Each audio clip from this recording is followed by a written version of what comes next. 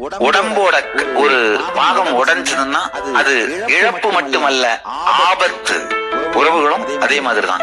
நல்லா தெரிஞ்சுக்கோங்க, உறவுகள் அப்படிங்கறதே நாம என்னவா இருக்கிறோமோ அதுதான். நாம எப்படி நமக்குள்ள இருக்கிறோமோ அதோட எக்ஸ்டென்ஷன் தான், வேற ஒண்ணுமே இல்ல.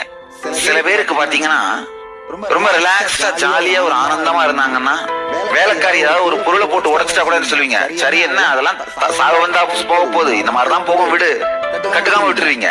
ஆனா நீங்க கடுமையான ஏதாவது ஒரு துக்கம், வெறுப்பு, டிப்ரெஷன்ல இருந்தீங்கன்னா யாராவது சும்மா கண்ணில் பட்டாலே என்ன ஆகும், அவங்களுக்கு பூஜை விழும். நம்ம மூடு வச்சுதான் உறவுகளே டிசைட் ஆகுது. ஒரே ஒரு சந்திப்பு தான், முடிஞ்சிருச்சு. சரியான தன்மையோடு நபர்களை சந்தித்தீர்களானாலே வாழ்க்கையில எவ்வளவு பெரிய பிரச்சனைகளா இருந்தாலும் உருகி காணாம போயிடும், கரைஞ்சு காணாம போயிடும்.